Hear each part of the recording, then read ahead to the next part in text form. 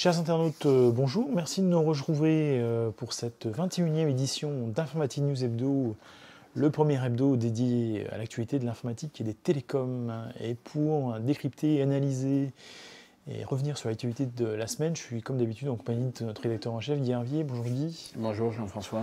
Alors Guy, premier sujet qui a retenu votre attention, ce sont les résultats d'HPE. Alors attention, j'ai bien dit HPE et pas HP, qui est donc je ne sais pas si on peut dire la spin-off, mais en tout cas l'activité plutôt orientée entreprise de feu HP, et qui annonce des résultats, ma foi, un peu à l'instar de ceux d'IBM finalement, si on reprend les acteurs historiques de ce marché qui ne sont pas très flamboyants.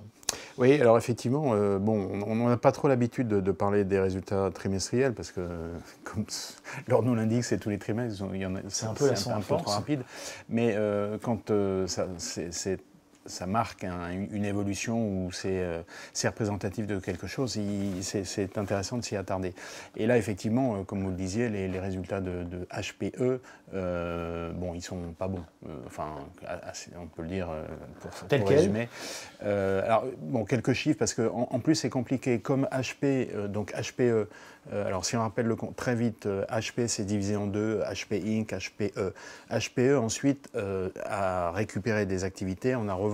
Il a en particulier revendu son activité infogérance qu'il a fusionné avec une partie de CSC pour former DXC. Je ne sais pas si vous me suivez. Là, je pense qu'on a déjà perdu une partie de nos lecteurs. C'est pas grave. Et en gros, l'idée, c'est qu'ils en ont récupéré, ils en ont revendu. Ils ont revendu une partie de leur activité logicielle qu'ils ont fusionné avec Microfocus. Et donc, tout ça dans les chiffres fait que on comptabilise des bouts et c'est difficile de comparer d'un trimestre sur l'autre. Alors, si on prend, parce que globalement, le chiffre d'affaires du trimestre, c'est 9,9 milliards de dollars. Donc, ça veut dire que en gros, HPE représente 40 milliards de dollars. Sauf que l'activité réelle, c'est-à-dire l'activité d'aujourd'hui, si on enlève ce qu'ils ont cédé à d'autres, ça représentait 7,4 milliards de dollars. Et ça, c'est en baisse de 13%. 13%, c'est quand même par rapport à l'activité identique d'il y a un an sur le même trimestre. Donc, c'est quand même important. Deuxièmement, une perte de un peu plus de 600 millions de dollars sur le trimestre. Donc ça aussi, c'est pas très bon. Alors malgré tout ça, un peu comme Ginny Rometty pour IBM, parce que vous faisiez référence à IBM, qui, on rappelle, IBM c'est 20 trimestres consécutifs de baisse. Chaque trimestre dit que tout va bien. Là, Meg Whitman nous dit que, parce que c'est quand même elle qui a été l'artisan de cette stratégie, elle dit que ce trimestre, HPE a fait de gros progrès. Donc, on attend de voir. Et cette baisse, elle concerne quasiment toutes les activités. Alors, l'activité serveur, c'est moins 14, je crois. L'activité stockage, c'est moins 13. L'activité réseau, n'en parlons pas, c'est moins 30. L'activité service, c'est moins 2, donc c'est un peu moins bien, enfin un peu moins mal que les autres. Entre-temps, donc on a dit HP a racheté, a cédé. Dans les rachats, il y a eu SGI, il y a eu Nimble. Donc SGI, c'est le pionnier des stations de travail qui est venu sur l'HP, qui est venu sur le HPC, donc le supercalculateur. Rachat de Nimble, donc dans le domaine du stockage, et puis rachat de SimpliVity dans le domaine de l'hyperconvergence. Donc tout ça, il faut l'intégrer, c'est clair. Mais en tout cas, le résultat pour l'instant est pas probant. Et donc, on peut se poser des questions pour l'avenir de HPE. Et donc, vous faisiez le parallèle avec IBM. IBM a scindé un peu son activité en deux. Tout ce qui est traditionnel, qui est en train, on ne va pas dire de s'effondrer, mais qui diminue comme neige au soleil. Et puis, des activités qu'ils ont mis dans impératif stratégique, ou stratégique impérative en anglais. Donc, c'est les activités du style Watson, le cloud, etc. Et ça, évidemment, c'est en forte croissance. Et le raisonnement d'HPE, c'est un peu de dire la même chose. C'est-à-dire, en gros, les activités du futur sont en pleine croissance, et puis le reste est en train de s'effondrer, en tout cas de se réduire. Sauf que chez HPE, on a toujours cette habitude, HPE, sauf que là, l'identification des activités de demain en forte croissance n'est pas très clairement identifiée. Donc je dirais que bon, cette scission et cette réorganisation encore relativement récente, récent, donc on ne va pas en tirer des conclusions hâtives, mais en tout cas là pour le coup on regardera avec attention les prochains résultats trimestriels, parce que les 2-3 prochains devraient donner une indication assez claire sur à savoir si finalement cette stratégie avait été la bonne ou pas. IBM, on ne sait pas encore. HPE, on ne sait pas encore. En revanche, on en avait parlé récemment, Dell, lui, a pris un virage complètement différent. Et semblerait s'en sortir plutôt bien. Bon, sachant que Dell n'est pas coté en bourse, donc c'est un peu compliqué. C'est vrai, mais finalement, ils fournissent, contrairement aux sociétés qui ne sont pas cotées en bourse, ils fournissent beaucoup de données qui permettent de faire des comparaisons. Alors, bon, c'est peut-être pas des données qui sont, je veux dire, elles sont tout aussi fiables, mais elles sont peut-être pas aussi détaillées, etc. Mais en tout cas, pour ce qu'on a pu en voir, la stratégie de Dell semble avoir été plutôt la bonne par rapport donc à HPE, IBM. Bon, à suivre. À suivre, en tout cas. Très bien. Alors, cette semaine, elle a eu un autre acteur historique, Adobe. Et vous profitez de l'occasion de la sortie d'une application de scan sur les mobiles pour revenir sur l'offre, non pas de l'univers graphique que tout le monde connaît, Photoshop et autres Illustrator, mais sur l'offre de la gestion des workflows numériques qui prend justement avec cette dimension mobile une nouvelle dimension, sans jeu de mots. Bon, c'est vrai qu'on oublie peut-être que trop souvent qu'Adobe est un acteur phare de la gestion des workflows de documentaires aujourd'hui. Absolument, c'est vraiment deux activités qui sont sur deux mondes très très différents. Donc la première, tout ce qui est outils de création graphique, sur lequel Adobe a quasiment est en situation de monopole. Donc c'est pas de ça dont on parle. Effectivement, c'est tout ce qui concerne la gestion de documents et le workflow. Et on en avait parlé il y a quelques mois, semaines, enfin entre 3-4 mois peut-être, où Adobe avait fait une annonce dans le domaine de la signature électronique avec une première évolution vers le mobile. Et là, effectivement, cette stratégie se poursuit avec l'annonce d'une application sur mobile, bon, qui n'a rien d'extraordinaire parce qu'il y en a déjà qui existe sur le marché, une application gratuite, Adobe Scan, donc qui permet de prendre une photo d'un document avec son mobile, ensuite de le transformer en PDF, ensuite avec technologie d'OCR de le numériser, ensuite de faire une extraction de données, du contenu, ensuite.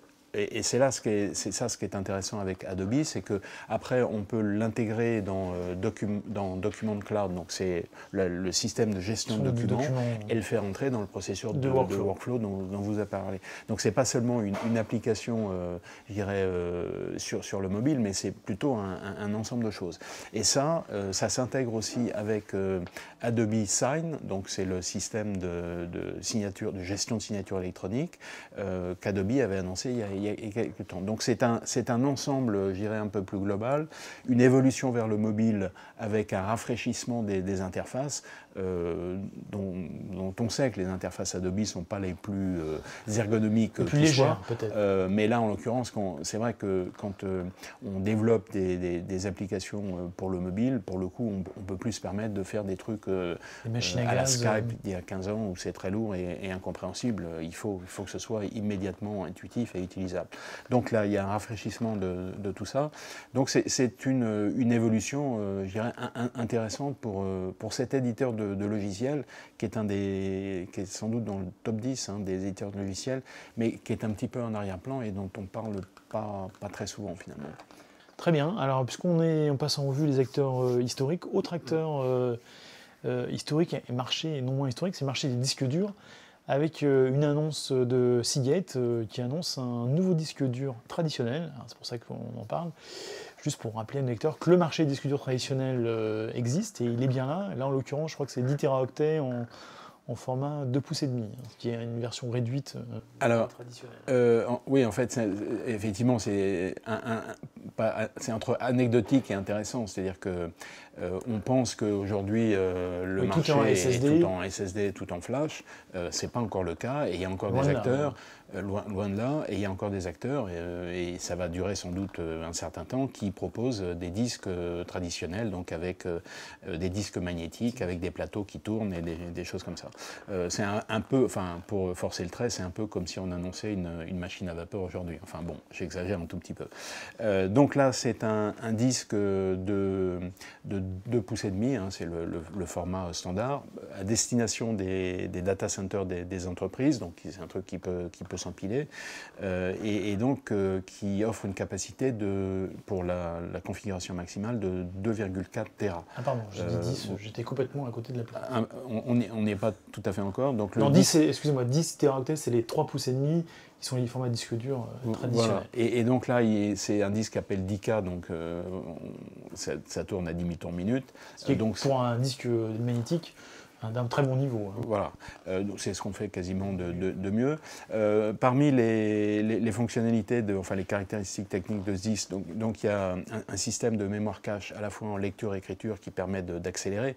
Et on le sait, une des différences entre le magnétique et l'électronique, c'est que dans le magnétique, il y a toute cette partie mécanique qui ralentit considérablement. Donc le système de cache permet de remédier à ça.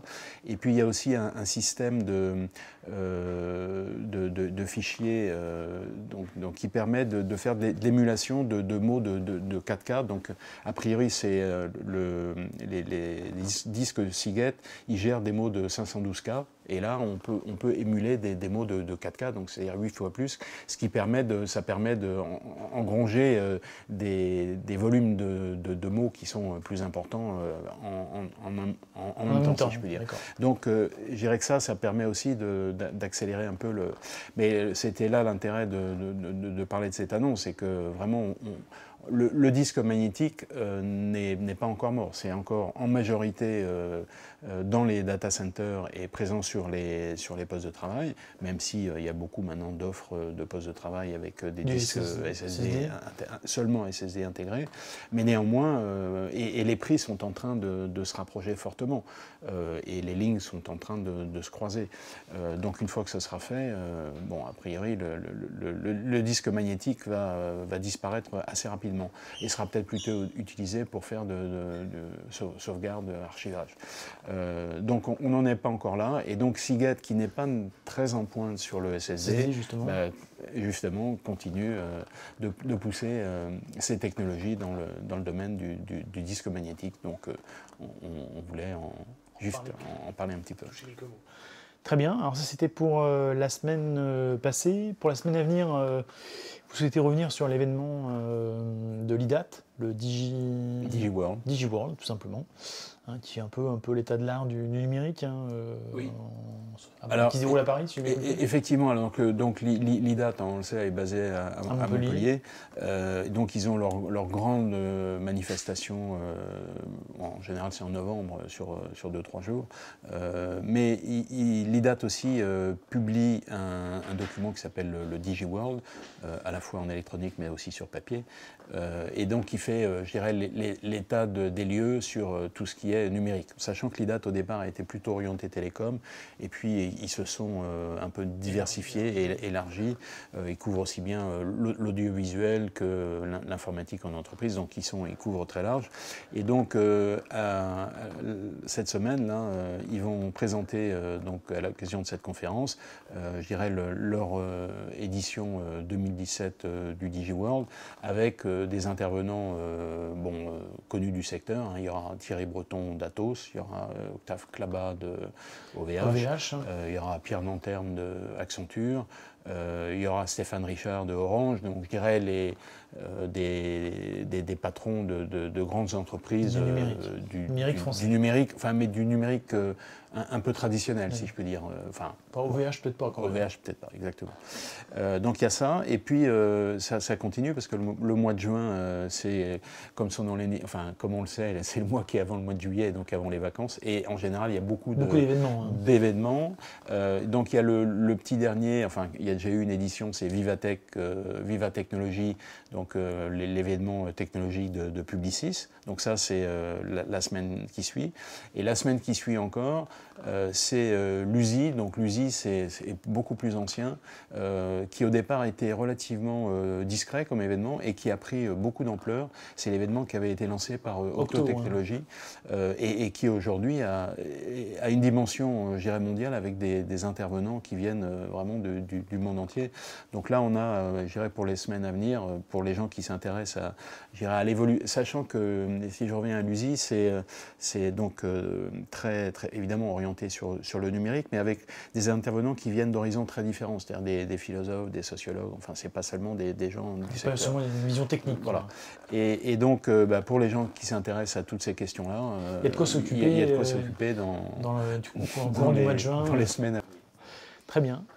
Et puis pour conclure, notre traditionnel coup de cœur, coup de gueule, et cette fois-ci, vous avez souhaité parler de l'action d'Amazon, qui dépasse les $1000, ce qui est quand même assez significatif pour un acteur qui n'existait pas il y a moins de 20 ans.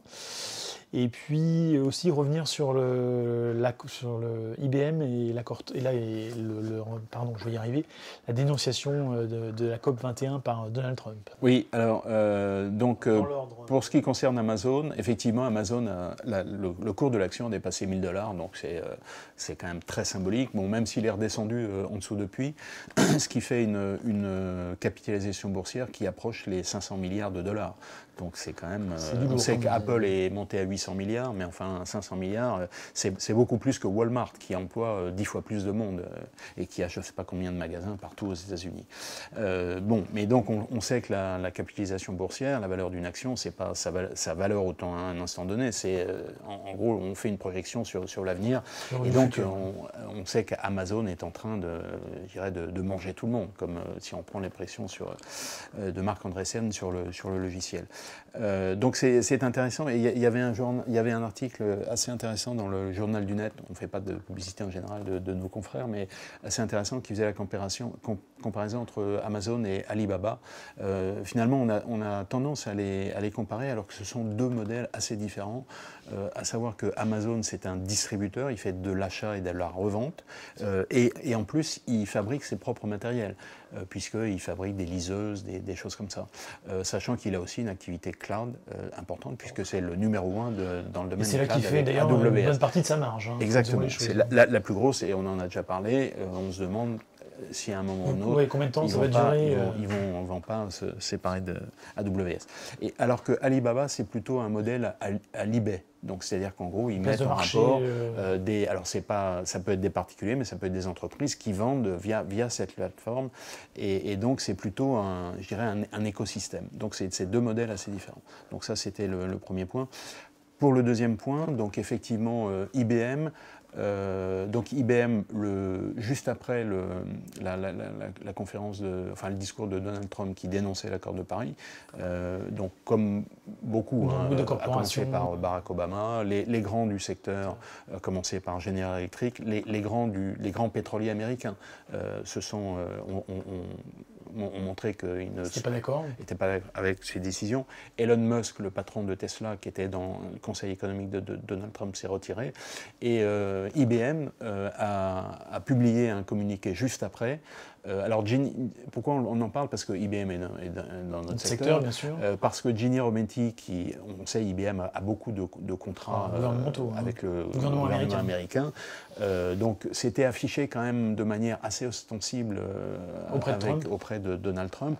Et donc là, a publié un communiqué juste après cette annonce du président pour dire qu'il continuait à soutenir l'accord de Paris au titre de l'entreprise. Bon, ils n'ont pas été jusqu'à dire qu'ils regrettaient le fait que le président américain... mais enfin, en tout cas, c'est un premier pas et c'était quelque chose qu'on voulait mentionner. Très bien, on conclura là-dessus et puis on aura sûrement l'occasion de revenir aussi sur ce sujet de la COP21 et les entreprises du secteur high-tech. Merci Guy pour cette analyse, merci à toutes et à tous de nous avoir suivis et puis je vous propose de nous retrouver la semaine prochaine, cette fois-ci non plus le mardi mais le lundi, pour une nouvelle édition d'Informatic News Hebdo. A très bientôt, merci.